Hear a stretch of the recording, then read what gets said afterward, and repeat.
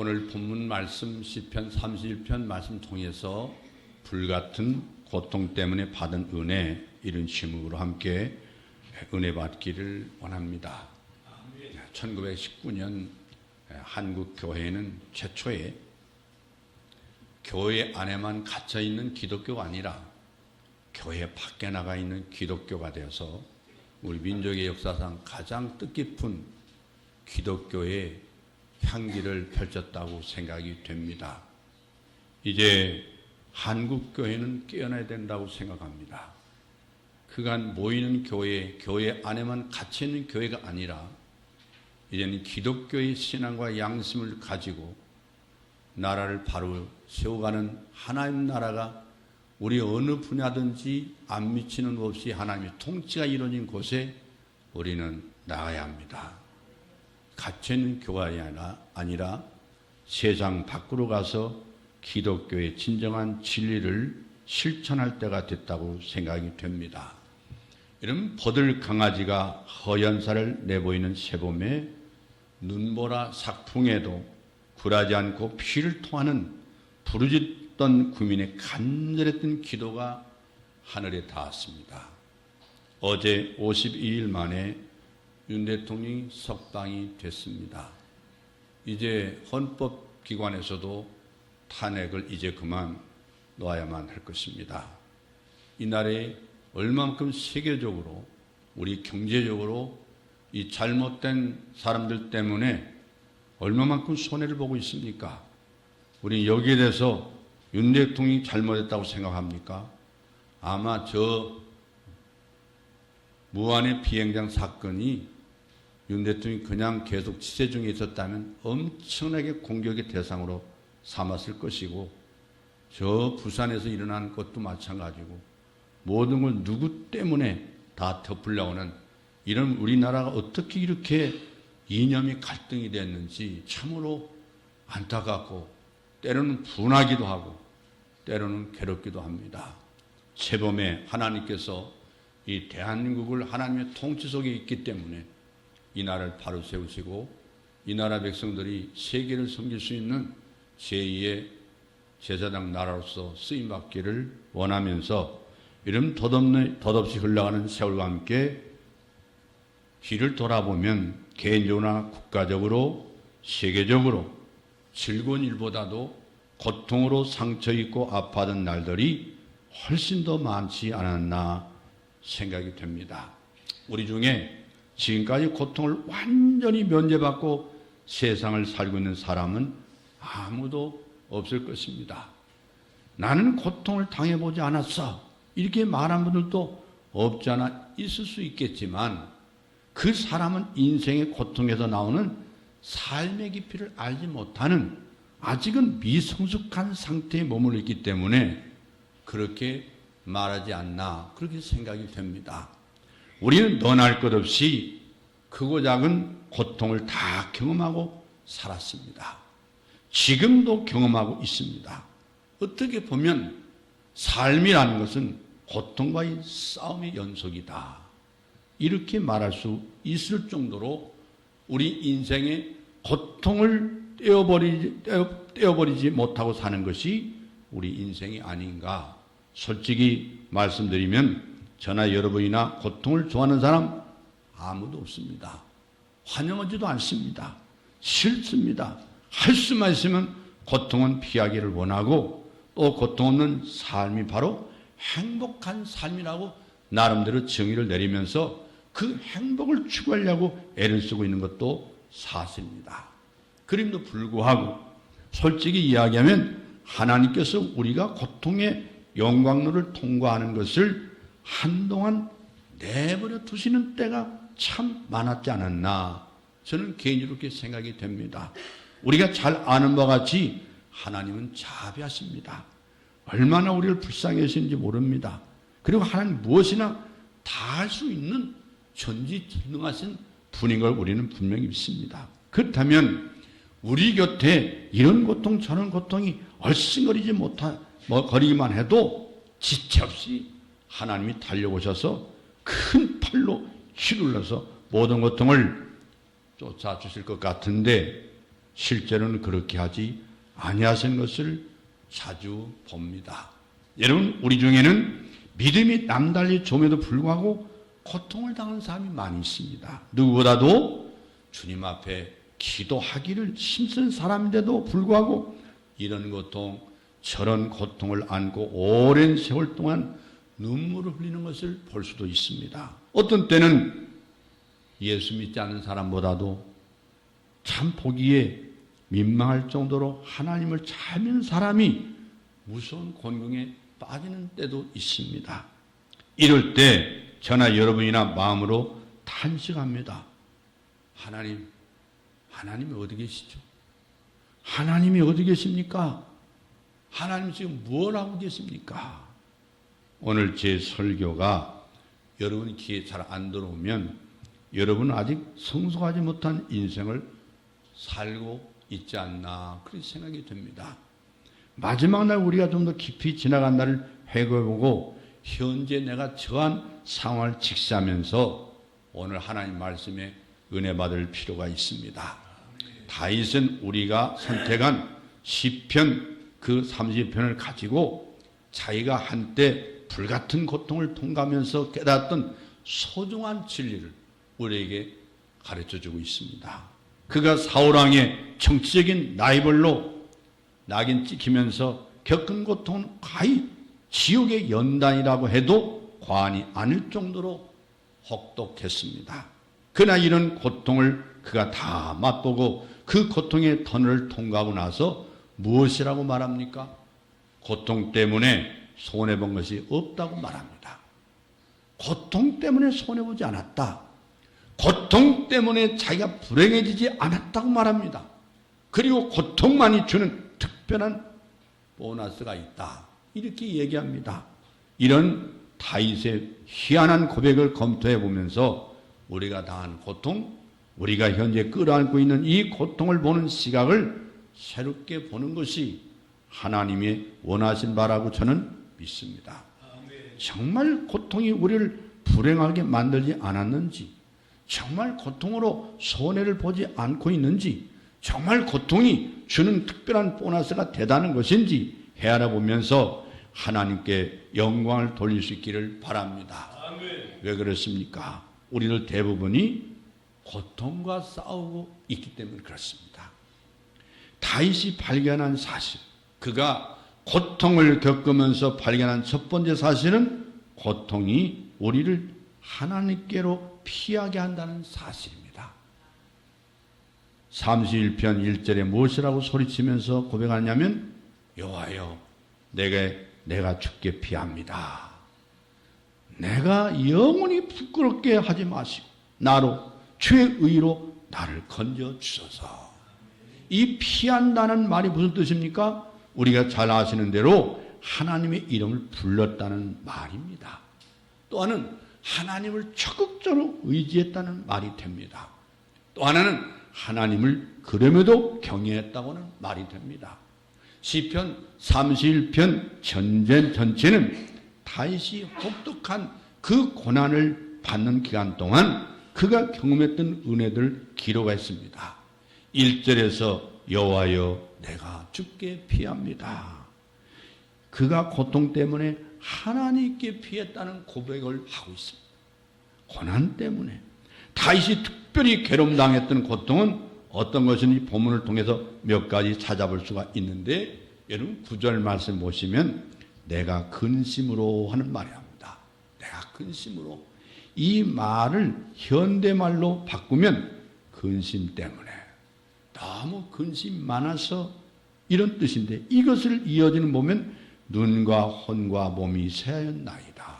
이렇게 연결시켜 보면 너무 근심으로 짓눌린 나머지 몸이 쇠약할 대로 쇠약해지고 말랐다. 몸이 말랐다. 정신적으로 도무지 기운을 차릴 수 없을 정도로 완전히 침체에 빠져 있다. 다윗이 지금 겪고 있는 고통입니다. 그리고 10절에 보면 끝부분에 나의 죄악으로 약해졌다. 이 말도 죄악 때문에 자기가 지은 죄를 생각하면 그 죄악이 찌르는 그 가시가 너무나 고통스러워서 자기의 뼈가 쇠해졌다. 우리 몸에서 가장 통증을 심하게 일으키는 것은 뭐죠? 뼈로부터 오는 고통이에요. 뼈에서 오는 고통. 자기의 범죄에 대한 가책이 너무너무 심해서 뼈가 부스러지는 같은 고통을 당했다. 그리고 11절 보면 내가 모든 대적으로 말미암아 이 다윗을 죽이려고 달리던 많은 대적들 때문에 욕을 당하기도 하고 모욕을 당하기도 하고 생사의 기로에서 헤매기도 했습니다. 이런 여러 가지 고통을 통해서 다윗은 뭐라고 합니까? 하나님께 피했다. 그렇기 때문에 14절 보면 이렇게 말해요. 여호와여 그러하여도 나는 주께 의지하고 말하기를 주는 나의 하나님이시니라. 이렇게 많은 고통으로 괴롭힘을 당하면 사람의 본능적인 반응이 어떻게 나오는지 아십니까? 하나님 믿던 사람도 이렇게 말할 거예요. 믿어봐야 소용없어. 하나님 어디 있어? 오히려 하나님을 멀리하고 도망치고 싶어질 겁니다. 그러나 하나님이 사랑하는 사람은 그 반응이 반대로 나와 있어요. 견딜 수 없는 고통 때문에 오히려 하나님 향해서 달려갑니다. 그리하여도 이런 고통이 나를 괴롭히지만 여호와여 나는 주를 의지하나이다. 여호와여 나는 주님을 향하여 하나님만이 나를 도우실 뿐이라고 고백하나이다. 이렇게 고백하는 겁니다. 이것이 바로 주님께 피하는 자세이죠. 여러분 사람이 언제 하나님을 진지하게 찾는 줄 아십니까? 언제나 하나님을 어린아이의 마음으로 부르게 됩니까? 형통할 때입니까? 아니면 곤고한 때입니까? 고통을 모를 때입니까? 고통할 때입니까? 여러분 스스로 대답할 수 있습니다. 저는 많은 형제들의 간증 들었는데 근데 그 많은 간증자들을 제가 다 기억을 못하지만 한 가지를 묶으면 내가 당한 고통 때문에 예수님을 믿게 됐습니다. 내가 이런 고통 때문에 교회에 나오게 됐습니다. 하나님 이 고통 때문에 내가 이 예수 믿고 구원받았으니 얼마나 감사한지요. 하나님 고맙습니다. 모든 사람이 다 고통 다음에 나오는 간증이 이렇습니다. 교만과 자만으로 나 자신이 전부였던 나의 삶에서 다 그렇습니다. 고통을 모를 때는 교만과 자만으로 나 자신이 전부인 것처럼 생각하지 않았겠습니까? 내가 전부가 아닙니까? 내가 전부였던 삶에서 이제 나 자신이 얼마나 연약하고 부족함이 많은 존재인가를 깨닫고 인정하게 되었다. 이런 겸손한 자아가 되도록 하기 위해서 나를 불러주신 하나님, 나를 찾아주신 하나님, 당신을 믿고 의지할 수 있는 특권과 구원의 감동으로 은혜 주신 하나님, 진정 당신을 믿습니다. 누가 이런 형제를 하나님께 피하게 만들었지요? 고통이라고 하는 친구입니다. 고통. 다윗이 그런 경험을 했어요. 물론 이런 일이 하나님을 몰랐던 사람이면 일어납니까? 아닙니다. 이미 예수를 믿는 우리 모두에도 그렇게 적용해야 된다고 생각합니다. 예수 믿는 저와 여러분들이 솔직히 한번 생각해 봅시다. 우리가 정말 언제 눈물을 펑펑 쏟으면서 하나님을 진정 찾아본 적이 있습니까? 눈물을 쏟아가면서 형통할 때입니까? 아니면 곤고할 때입니까? 우리가 단 한마디로 말로 아버지 하고 부를 때가 언제입니까? 그 한마디 부리는 소리에 모든 무게를 다 실어서 하나님을 찾을 때가 언제였습니까? 형통할 때입니까? 곤고할 때입니까? 우리가 언제 은혜 보좌 앞으로 나가서 사슴이 시냇물 찾듯이 은혜를 갈급합니까? 형통할 때였습니까? 아니면 곤고할 때였습니까? 우리 영혼이 언제 맑아집니까? 우리 영혼이 언제 은혜로 풍성해집니까?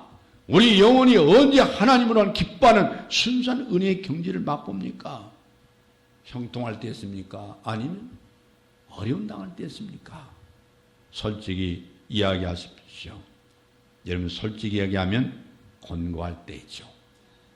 고통을 맛볼 때 하나님 하는 그 말 한마디가 형용할 수 없이 눈물이 쏟아질 때 아닙니까? 이것은 저 자신의 지나간 한 생을 놓고 말할 수 있는 하나의 간증이기도 합니다. 저는 고통이 있었기에 한 번에도 하나님을 찾을 수가 있었던 거예요. 고통이 있었기에 저는 한 번이라도 더 기도하려고 기도의 무릎을 꿇었던 것입니다. 고통이 있었기에 한 번에도 주님을 향해서 내 마음을 열고 주님이 나를 찾아오기를 기다렸던 사람이에요. 오늘 저 자신은 고통이란 이 고통이 빚은 하나의 질그시라고 말할 수가 있어요. 여러분 그렇지 않습니까? 하나님의 고통이라는 도를 가지고 하나님은 나를 빚어주셨다. 만일 저에게 같은 고통이 없었다면 오늘의 제 모습은 어땠을까?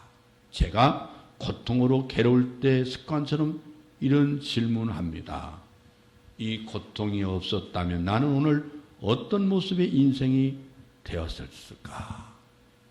하나님의 관심은 우리의 육신이 아니에요.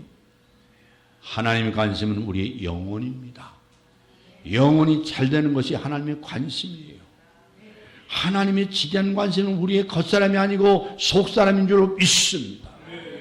현세의 사람이 아니고 내세에 자기와 함께 영원히 살 자를 하나님께서 더 깊이 마음에 두고 생각하십니다. 그러므로 하나님이 원하신 사람을 만들기 위해서 필요하다면 고통도 절대로 마다하지 아니합니다.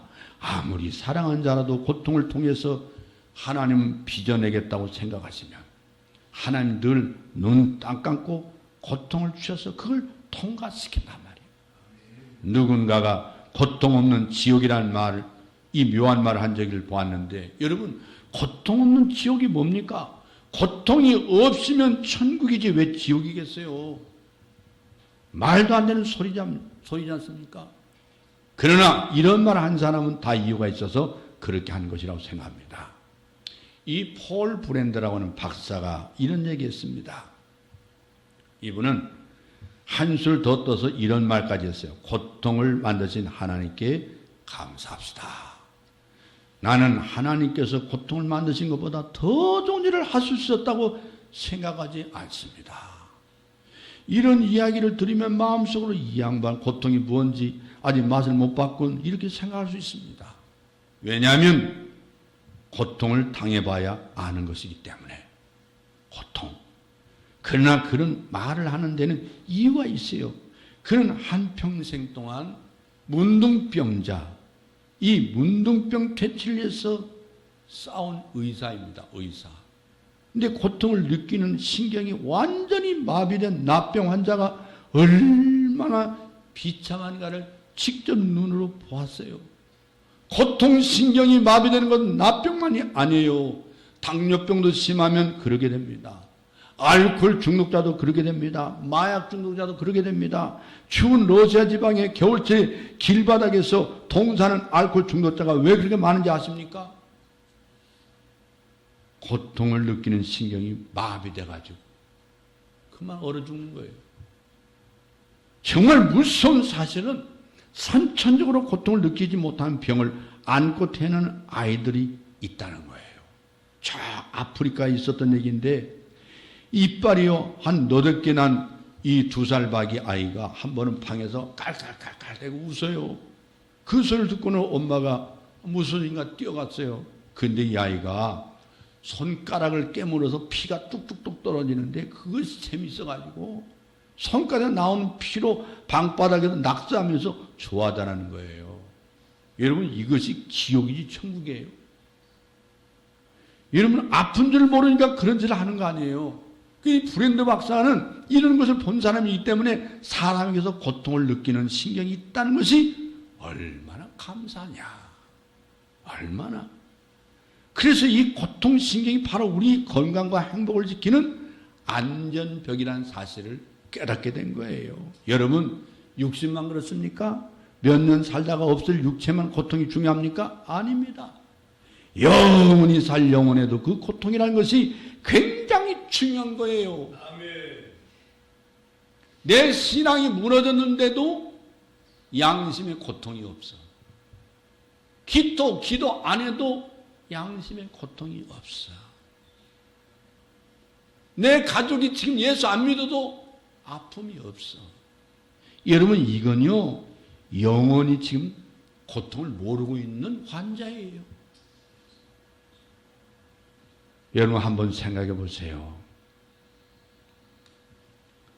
영원히 살 영혼에도 이 고통이 굉장히 중요한 건데, 다윗은 이야기하고 있어요. 세상을 살면서 경험하는 여러 가지 고통이 있는데, 우리가 하나님 마음에 드는 완전한 자가 되게 하기 위해서 빼놓을 수 없는 중요한 요소라고 하나님은 판단하고 계십니다. 이 세상에는요, 고통을 인해서 망한 사람보다 고통을 몰라서 망한 사람이 훨씬 더 많아요. 고통을 몰라서 영혼이 망하고 육신이 망하고 인생 망하는 사람이 얼마나 많은지 몰라요. 한번 생각해 보세요. 고통 때문에 하나님께 피하지 않았다면 영원히 구원을 받지 못하고 지옥 멸망을 자초할 수밖에 없었던 사람이 한둘이겠습니까? 우리 가운데 그런 분도 계시잖아요. 고통 때문에 하나님 찾지 않았다면 가정을 의기해서 영원히 건지지 못하고 불행한 사람이 되었을 때 그런 형제들이 한두 명이겠어요. 고통이 있었기 때문에 무서운 죄로부터 돌아설 수가 있었습니다. 고통이 있었기 때문에 자녀를 평생 불행하게 만들지 아니할 수가 있었습니다. 고통이 있었기 때문에 건전한 인격을 가질 수가 있었어요.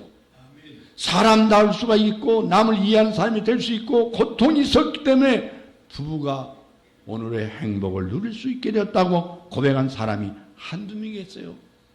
내가 고통을 당하지 않았다면 많은 사람들에게 피해를 입혔을지 모른다고 생각한 사람이 아마 없지 않아 있을 겁니다. 고통이 있었기에 주님의 사랑하는 아름다운 주님의 제자로서 신앙생활을 이천하고 있다고 고백할 사람이 이 가운데 어디 한두 명이겠어요? 이런 의미에서 고통은 하나님이 주시는 일종의 경고체제다. 경고. 여러분, C.S. 루이스가 이렇게 말했죠. 하나님이 사랑하는 사람을 위해 사용하는 확성기가 고통이다. 이런 말이었어요. 고통. 마음에 고통이 없는 사람이 신앙생활 잘하는 사람 봤어요? 양심의 고통, 신앙심이 없는데 무슨 신앙생활 잘한다는 얘기예요? 종교인은 돼도 예수 믿는 사람은 될 수 없는 거예요. 여러분, 고통은 소리칩니다. 손가락에 가시가 박히면 그 고통은 무엇인가 잘못됐다고 뇌에서 소리치잖아요. 고통이 소리를 친다는 그 말이에요. 뜨거운 난로불에 손을 갖다 대면 소심하는 고통이 소리쳐요. 마찬가지로 우리가 세상에 겪는 이 고통은 우리가 하나님 앞에 뭔가 잘못됐을 때 경고하시는 하나님의 확성기입니다. 이 고통이 없었다면 잘못되는 줄 몰랐을 거예요. 나도 모르게 자주 잘못될 할 수 있는 위험한 길로 가까이 다가갈 때 고통을 통해서 하나님이 우리에게 경고하신단 말이에요. 만약에 그 경고가 없었다면, 그 고통이 없었다라면 아마 아무것도 모르고 그 길로 들어갔을 거란 말이에요. 고통은 우리로 하여금 하나님께 피하게 하는 하나님의 확성기 소리입니다. 그러므로 고통이 싫기는 하지만 얼마나 하나님 앞에 감사할 조건이 되는지 모릅니다. 우리 중에는 아직도 크고 작은 고통을 안고 씨름하는 분들이 있을 겁니다. 내 힘으로 벗을 수도 없고 그다음 무시할 수도 없는 고통으로 가슴 아래 하는 분들이 있을 거란 말이에요. 어떤 데 분노가 치밀어 올라서 하루를 우울하게 보낸 분도 많고 심할 경우는 살 의욕마저 잃어버린 사람도 있을 겁니다. 하나님 앞에 매달려 기도해 보았지만 여전히 그 고통이 남아있는 아픔을 봅니다. 이럴 때 부정적인 시각으로만 내 고통을 보지 않도록 경계해야 합니다. 다윗은 이렇게 말합니다. 나는 고통 때문에 손해보지 않아. 나는 고통 때문에 하나님과 더 가까워졌어. 나는 이 고통 통해서 하나님께 나에게 주시려고 하는 무엇이 있다는 걸 분명히 알아. 이런 고백이 우리 마음속에 일어나야 비로소 하나님이 내 고통, 이 고통의 문제를 손질하신다는 것을 깨닫게 됩니다. 믿습니까? 저나 여러분 마찬가지예요. 저도 저 자신의 고통을 가지고 어떤 때는 불평하기도 하고 믿음이 없을 때는 허우적거리기도 합니다. 그러나 그건 잠깐이에요. 하나님 말씀 통해서 기도하면서 내가 다시 한번 주님을 바라볼 수 있게 되고 다시 한번 다윗처럼 여호와여 내가 주께 피하나이다. 내가 주께 피하나이다.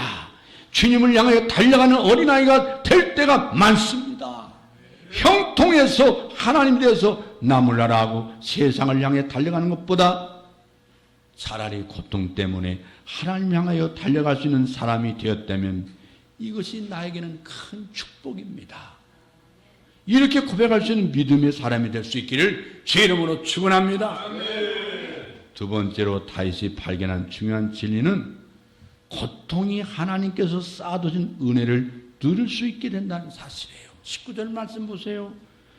19절은 31편 전체의 요절이에요. 핵심입니다. 꼭 외우시길 바랍니다. 주를 두려워하는 자를 위하여 쌓아두신 은혜, 곧 인생 앞에서 죽게 피하는 자를 위하여 베푸신 은혜가 어찌 그리 큰지요.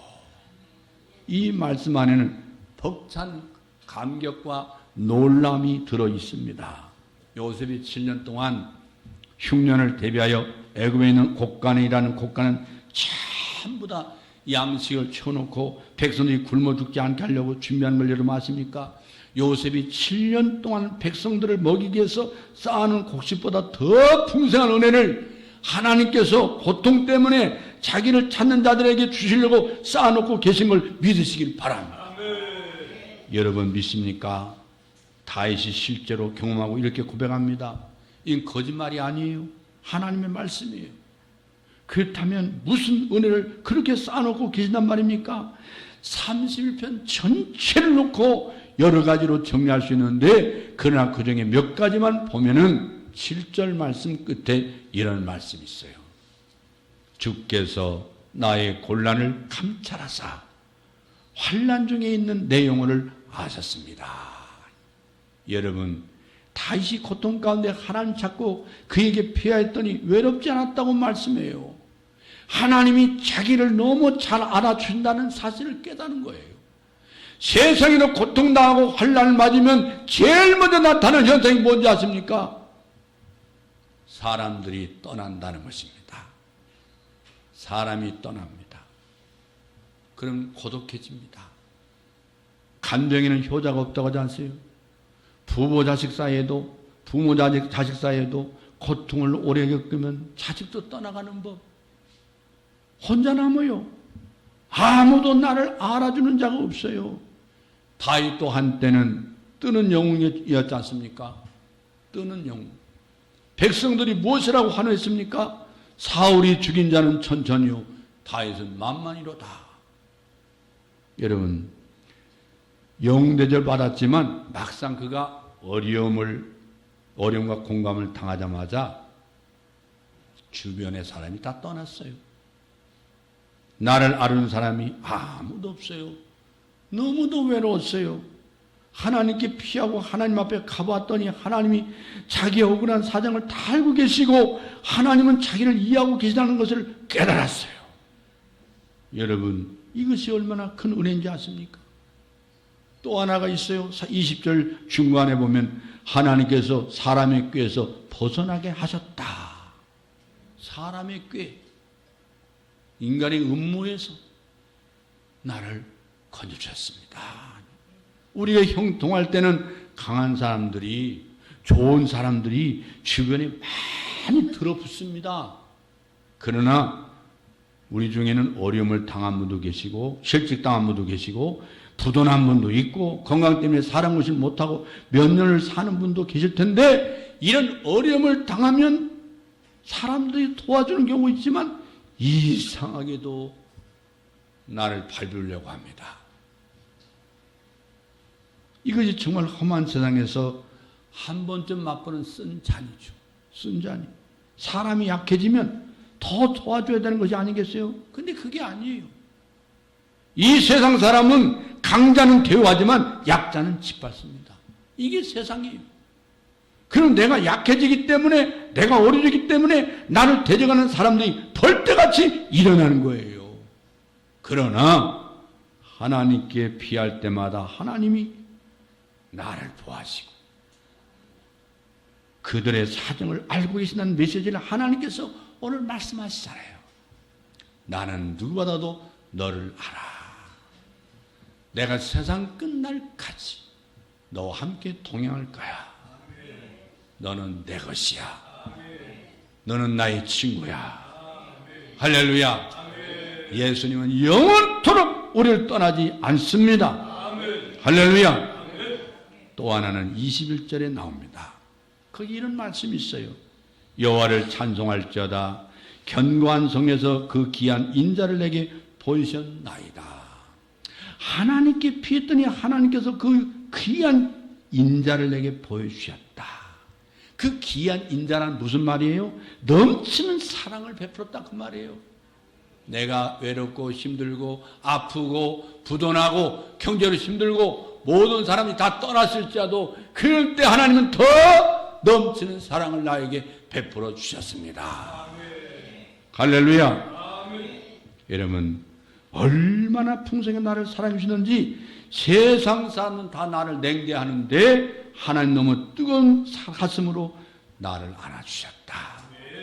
22절 말씀 보세요. 이런 고백하잖아요. 내가 경급한 중에 말하기를, 내가 지금 이제 숨이 넘어가는 중에 말하길 주의 목전에서 끊어졌다 하고 절망을 느꼈지만 내가 주께 부르셨을 때 주께서 나의 간구한 소리를 들으셨습니다.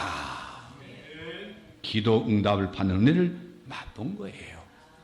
기도 응답. 여러분 외롭습니까? 기도합시다. 슬픔을 당했습니까? 기도합시다. 여러분 경제적으로 어렵습니까? 기도합시다. 여러분 어떤 문제가 잘 풀리지 않습니까? 기도합시다. 하나님은 안 듣시는 것 같지만 다 듣고 계십니다. 하나님 앞에 여러분 1년 동안 기도 제목을 써놓고 기도를 들어보십시오. 12월 달에 한 해를 결산하려고 기도 책을 펴놨더니 한 가지도 빼놓지 않고 하나님은 나도 모르게 다 응답해 주셨더라. 할렐루야. 하나님은 결단코 나를 잊지 않고 계십니다. 나의 기도소리를 듣고 계세요.